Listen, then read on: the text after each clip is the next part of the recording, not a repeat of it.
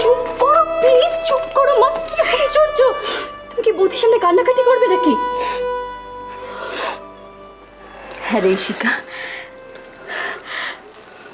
কত সুন্দর দেখতে ছিল ললিতাকে, মনে আছে তোর?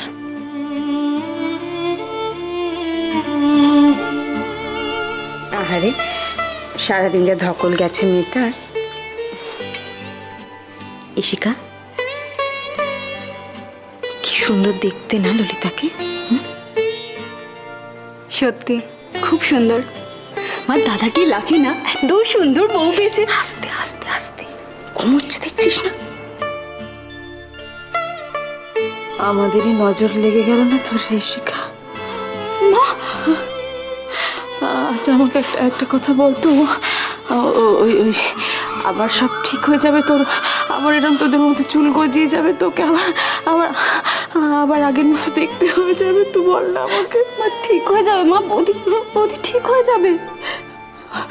কেমো ওষুধের এফেক্ট শেষ হয়ে গেলে বৌদি আবার আগের মতন হয়ে যাবে মা। মা তুমি প্লিজ মন খারাপ করো না, প্লিজ মা। বৌদির সামনে তো একদম না। বৌদির মনে যদি একটু কমপ্লেক্স আসে, যদি একটু ডিপ্রেশন হয়ে যায় না, দাদার জন্য কিন্তু খুব মুশকিল হবে বৌদিকে সামলানো। মা প্লিজ বোঝার চেষ্টা করো। কি হয়েছে এখানে?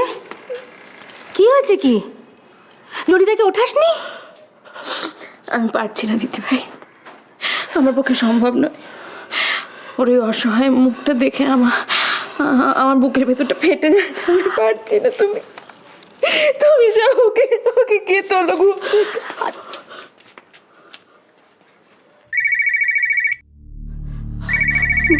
দাদার ফোন হবে, তখন থেকে ফোন করছে। হ্যাঁ রে, বল। বড় মা, হ্যাঁ বাবা বলো। বলছি ললিতা কোথায় উঠেছে? ও ললিতা, দেখছি দেখছি আমি, দাঁড়া দাঁড়া। বড় মা দেখো না, যদি না উঠে থাকে ওটা উঠিয়ে দাও প্লিজ। ওর খাওয়া দাওয়া, ওষুধ খাওয়া সব রুটিন তো গোলমাল হয়ে যাচ্ছে। তুই চিন্তা করিস না, আমি আমি আমি ওকে গিয়ে উঠিয়ে দিচ্ছি। বড় মা, একটু ভালো করে দেখো না ওর শরীরটা ভালো আছে কিনা। আজকাল না ও খুব লুকোতে শিখেছে। আর বড় মা, ওকে বলো না আমাকে ফোন করতে। আচ্ছা আমি শোন না, আমি ওকে তুলে দিই না, আমি তোকে ফোন করছি। হ্যাঁ মা, বড় মা, মা কোথায় বলো তো? একটু আগে মাকে বলেছিলাম ললিতাকে ঘুম থেকে ওঠাতে। তোমার বউ কি আর যাত্রার ডাকে সাড়া দেয়? ওকে তো তুমি খুব ভালো সামলাম। তোর মার নরম ডাকে হয়তো সাড়াই দেয়নি। আমি দেখছি, দাঁড়া না। ঠিক আছে বড় মা।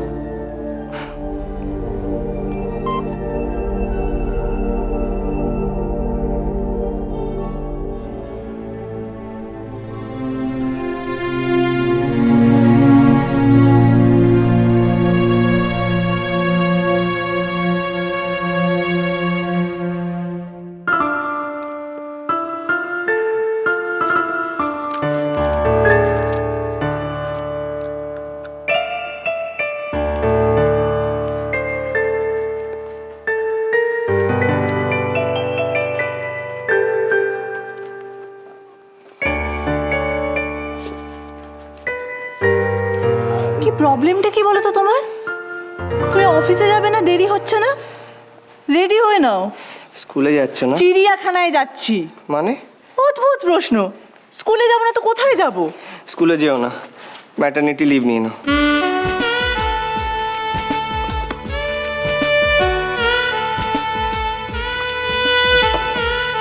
আরে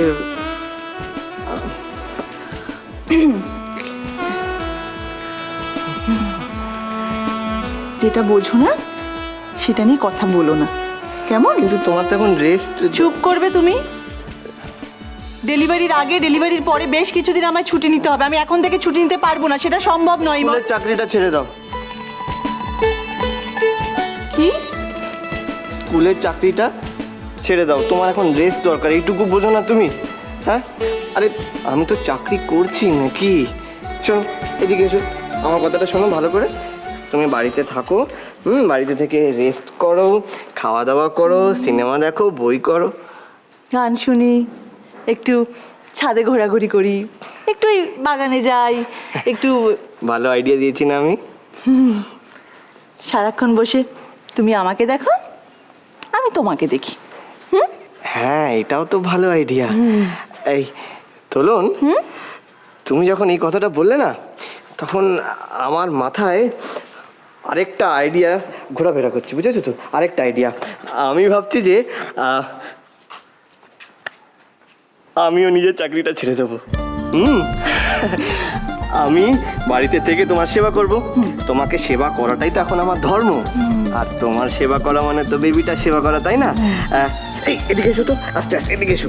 আমাকে একটা তুমি আমার রেজিগনেশন লেটার লিখে দাও, বুঝেছো তো? আমার আবার এই ফর্মাল লেটার টেটার ঠিক আছে না। তুমি এই দাও, ভালো বেশ। যথেষ্ট হয়েছে। আর কি? আমার ধৈর্যের বাঁধ ভেঙে গেছে। আমি এর থেকে বেশি আর তোমার থেকে নিতে পারছি না, বিশ্বাস করো। আমার স্কুলের দেরি হয়ে যাচ্ছে ইমন, আমার স্কুলে যেতে হবে। না না, আরে এই দোলন, তুমি বুঝছো না কেন? তোমার তো এখন রেস্ট দরকার একটু। যদি বাড়িতে থাকো, এই জন্য আমি তোমাকে কোনো কথা বলি না, জানো তো? সব ব্যাপারে এত বাড়াবাড়ি করো না তুমি। এই দোলন, তুমি সব সময় স্কুল টিচার হয়ে যাও কেন বলো তো? সব সময় খালি আমাকে বকো। আর আমাকে বকছো ঠিক আছে, আমার বাচ্চাকে কিন্তু একদম বকবে না, নাহলে কিন্তু খুব খারাপ হয়ে যাবে, এটা বলে দিলাম। ও, আমি বাচ্চাকে বকাবকি করবো না, না, তোমার মতো একটা হ্যাংলা মুখো বাদর তৈরি করব। আমি বাঁধো। আর কি বললে তুমি? কি খারাপ হবে? হ্যাঁ। কি খারাপ হবে? বাচ্চাকে বকাবকি না না, করে কি খারাপ হবে? তুমি যদি আমার বাচ্চাকে বকো তাহলে কিন্তু আমি কি বলো বলো, কি কি? কিছুই করব না।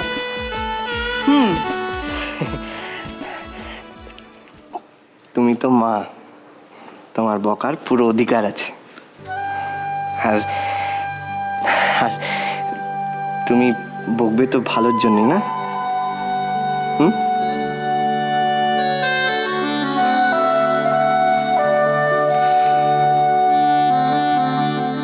জানো তো, তুমি না খুব সুইট। আমি সবসময় ভগবানের কাছে প্রার্থনা করি আমাদের বেবি যেন আমার মতো না, তোমার মতো হয়।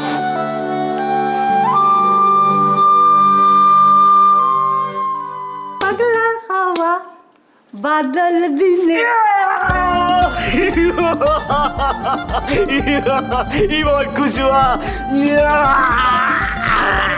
আমি বাবা হতে চলেছি। ইয়েস, এই যে গার্লফ্রেন্ড গার্লফ্রেন্ড ঢিক্কা চিকা ঢিক্কা চিকা ঢিক্কা চিকা ঢিক্কা চিকা ঢিক্কা চিকা। বাবা দাদু, দাদু, বাবা বাবা বাবা বাবা বাবা, আমি বাবা হতে চলেছি দাদু। বাবা আমার হাতে লাগবে রে, এরম বাবা আমি জীবনে দেখিনি রে বাবা। কেন কেন? ওরে ছেলে বলে শুনলে পরে লজ্জা পাবে রে। ওরে বাবা, শোন, অত নাচন কন্দন না করে একটু বইয়ের যত্ন নিতে শেখ। বাবা হওয়াটা অত মুখের কথা নয়, বুঝলি? ছেলে মেয়েদের কত দায়িত্ব নিতে হয় জানিস? এই গার্লফ্রেন্ড গার্লফ্রেন্ড প্রচুর দায়িত্ব না? প্রচুর দায়িত্ব। ফার্স্ট থিং ফার্স্ট, আগে দোলনের যত্ন নাও। এই এটা তো একদম ঠিক বলেছো, আগে তো দোলনের যত্ন। দাদু তুমি এদিকে এসো, আমি বুঝতে পেরেছি তুমি আমার গাইড। আজ থেকে তুমি যা যা বলবে, যেরম যেরম বলবে আমি সেরমটি করবো, ঠিক আছে? করেছি কেন? তাহলেই হলো। উনি তোকে দেবেন পরামর্শ। উনি কি জানেন উনি কি করেছেন?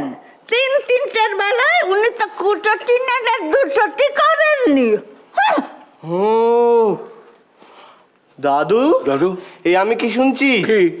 গার্লফ্রেন্ড যখন প্রেগনেন্ট ছিল তুমি গার্লফ্রেন্ডের কোনো যত্ন নাওনি? যতটা নেবো কি করে, আমি যতটা নেবো কি করে?